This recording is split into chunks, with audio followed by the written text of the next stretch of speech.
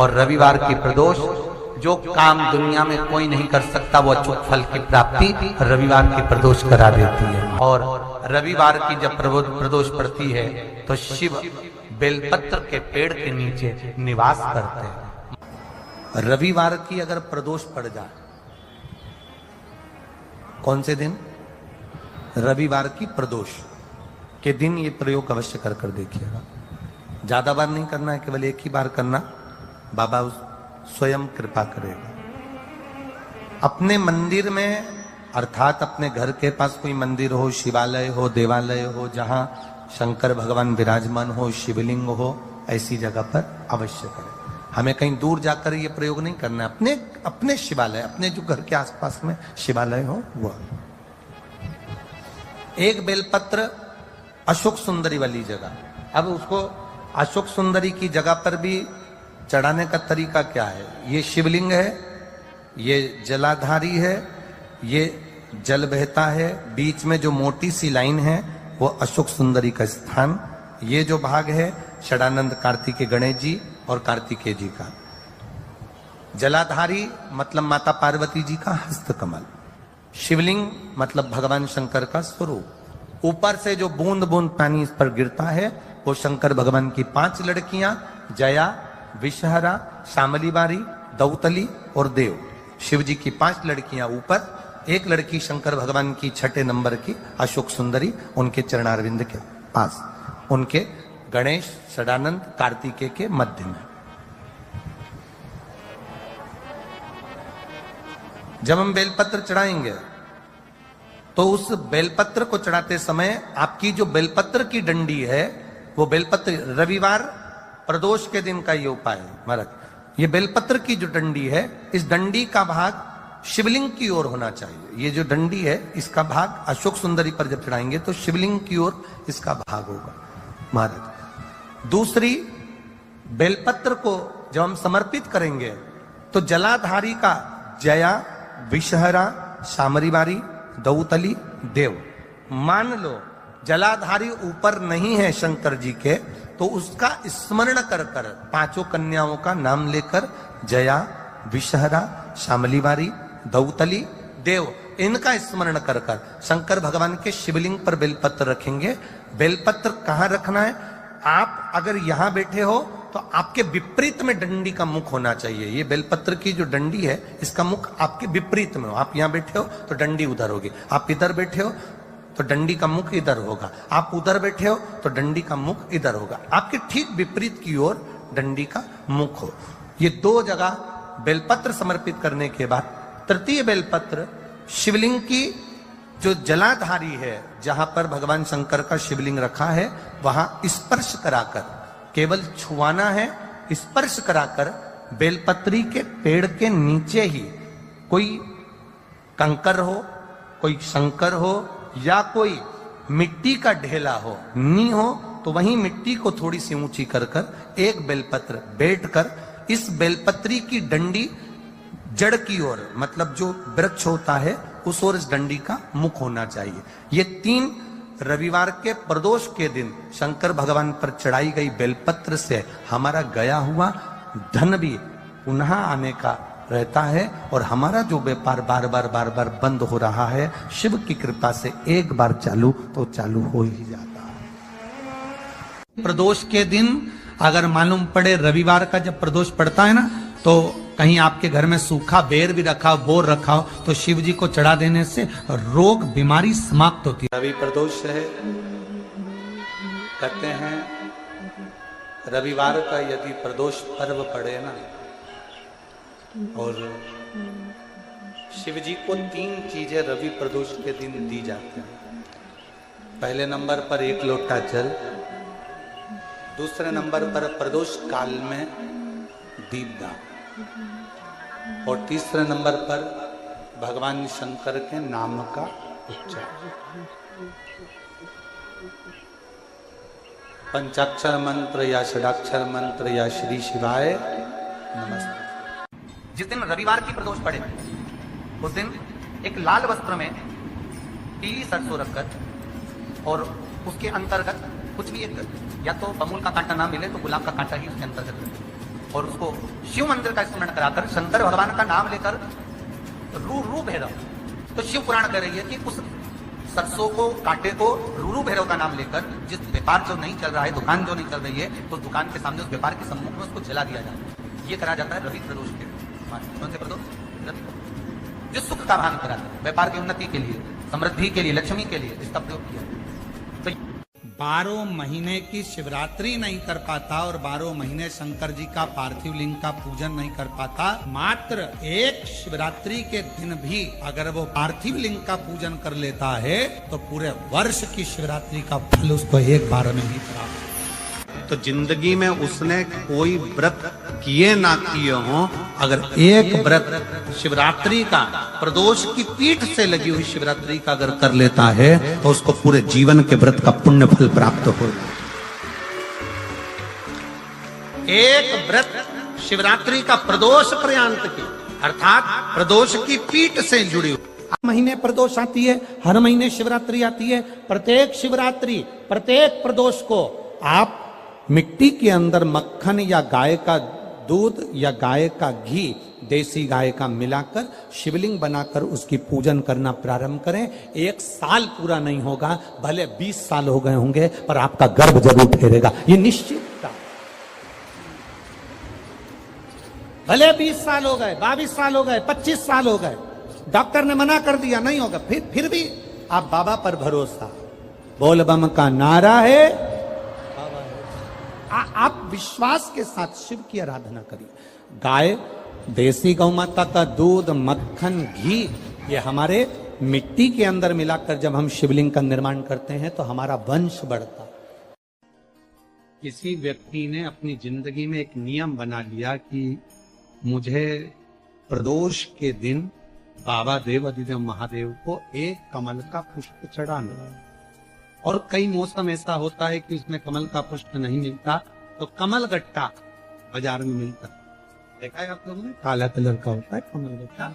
एक कमल का गट्टा भी यदि देव अधिदेव महादेव को, यदि कोई कितना भी दरिद्र है, कितना भी गरीब है, उसका कोई व्यापार नहीं, कोई व्यवसाय नहीं, कोई नौकरी नहीं, कोई चाकरी नहीं, कितना भी परिस्थिति से मारा हुआ व्यक्ति है, अगर उसने प्रदोष नियम बना लिया, प्रत्येक 12 महीने का मैं नियम लेता हूं और पूरे 24 प्रदोष मैं बाबा को कमल का, जिस समय पर कमल का पुष्प मिल जाए उस समय पर कमल का पुष्प चढ़ाओ, ना मिले तो कमल गट्टा चढ़ाओ। पर जिसने प्रदोष का नियम बना लिया, 1 साल पूरा नहीं होगा और मेरा बाबा उसका हाथ पकड़कर उसको मंजिल तक पहुंचाना होगा। इतना भी दरिद्र, इतना भी दरिद्र। ये लोमश ऋषि की कथा कहती है, ये लोमश बाबा का चरित्र कथा, कितनी भी गरीब परिस्थिति क्यों ना हो, कितना भी दरिद्रपन क्यों ना हो, कुछ नहीं घर में, प्रदोष काल का दीप, प्रदोष काल की आराधना, प्रदोष काल की साधना और प्रदोष काल में परमात्मा का लिया गया नाम हमारे करोड़ों करोड़ों करोड़ों करोड़ों पुण्य को प्रबल कर देता है और हमारे पाप को छिन्न कर देता है। हमारे पाप प्रदोष के समय पर अगर मान लो कोई भिखारी से भिखारी व्यक्ति भी है जो ठेला चला रहा है, उसके पास में खाने के लिए कुछ नहीं है, फटे कपड़े पहन रहा है, उसकी जिंदगी में कुछ भी नहीं बचा और कर्जे में लदालूम हो गया, एक चावल का दाना अगर वो प्रदोष के दिन, प्रदोष काल में शाम के समय पर शंकर के शिवलिंग पर चढ़ा देता है तो 3 या 4 प्रदोष में उसका कर्जा चूकना प्रारंभ हो जाता है। प्रदोष का विधान। एक बेलपत्र, एक धतूरा, धतूरा जानते हो? अरे बोलो तो जम के, जानते हो ना? एक बेलपत्र, एक धतूरा, एक शमी पत्र। शमी पत्र कितना?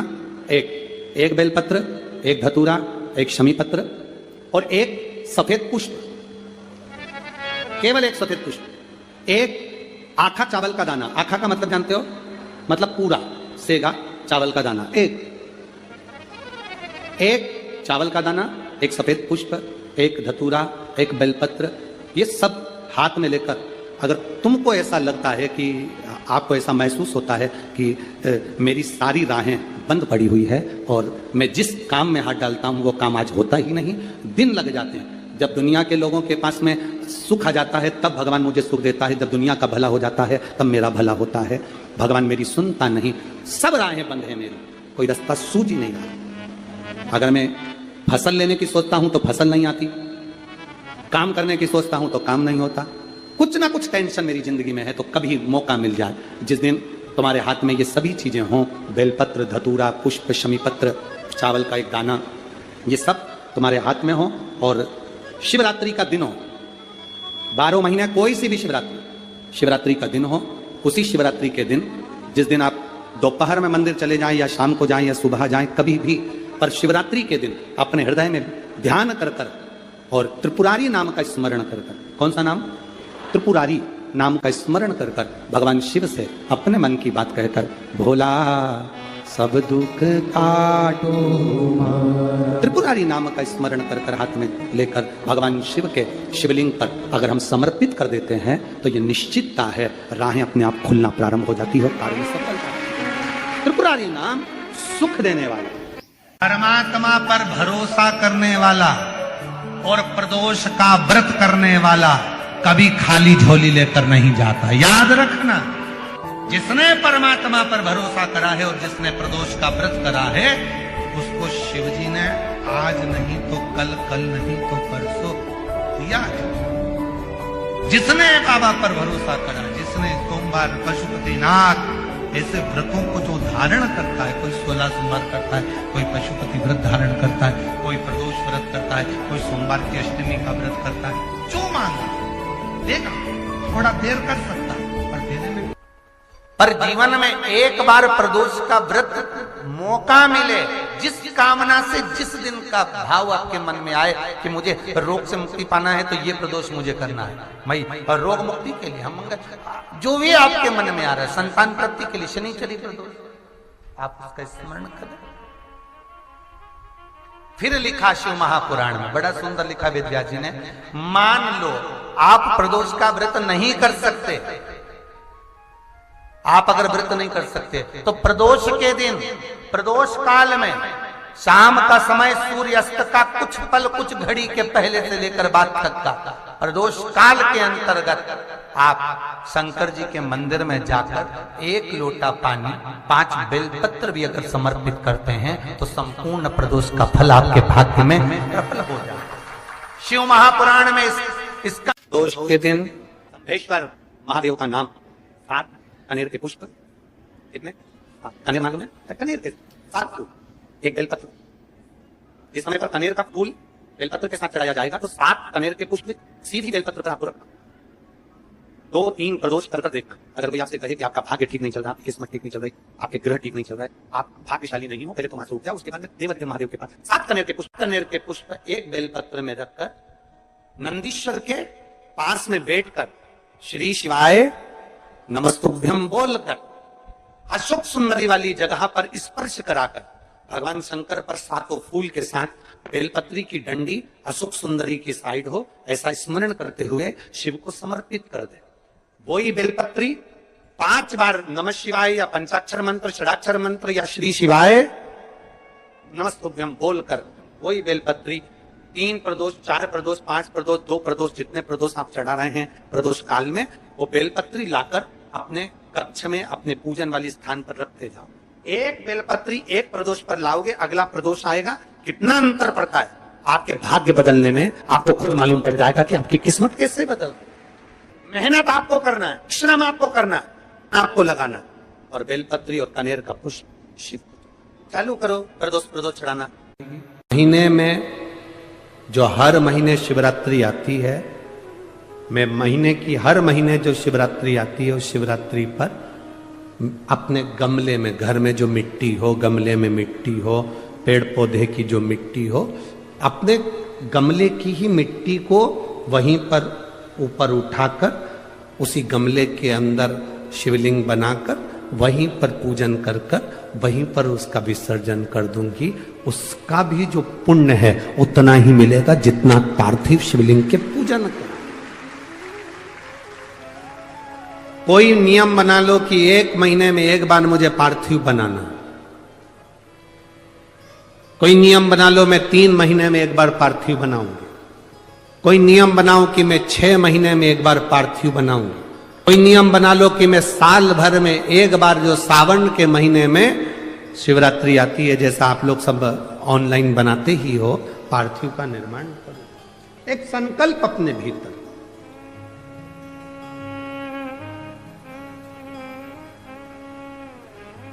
संकल्प का फल बाबा क्या देगा ये आपको बाद में मालूम पड़ेगा। वो क्या देगा आपको वो बाद में मालूम पड़ेगा।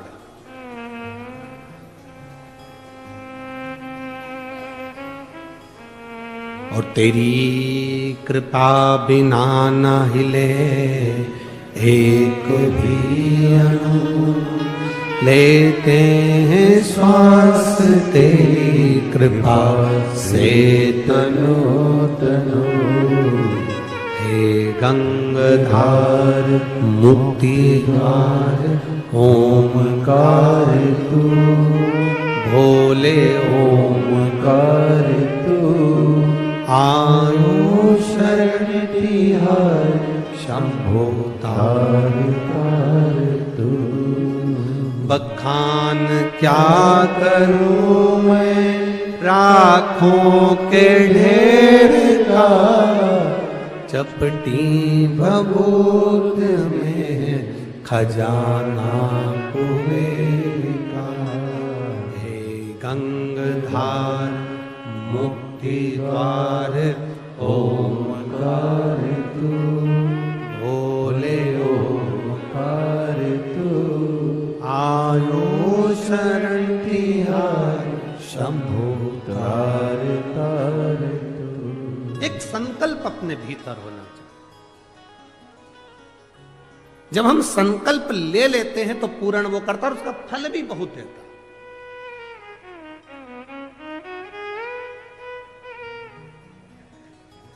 अगर ये संकल्प नहीं ले सकते तो दूसरा संकल्प लो। महीने में एक बार बेलपत्री के वृक्ष के नीचे जाऊंगी और बेलपत्री के वृक्ष के नीचे जल चढ़ाकर आऊंगी, जिससे बेलपत्र के वृक्ष की छांव मेरे मस्तक पर पड़े। कहते हैं एक बेलपत्र के वृक्ष में 33 कोटि देवी देवताओं का निवास होता है। जब एक बेलपत्र के वृक्ष के नीचे हम जाते हैं तो ये समझ लें कि 33 कोटि देवी देवताओं की छत्र छाया में हम पहुंच गए। 33 कोटि देवी देवताओं की छत्र छाया में हम पहुंचे। ये भाव अपने भीतर प्रकट करो। 33 कोटि देवताओं का आशीर्वाद हमको मिल रहा है, उनकी छत्र छाया में हम पहुंचे, उनका आशीर्वाद हमको प्राप्त हो रहा है।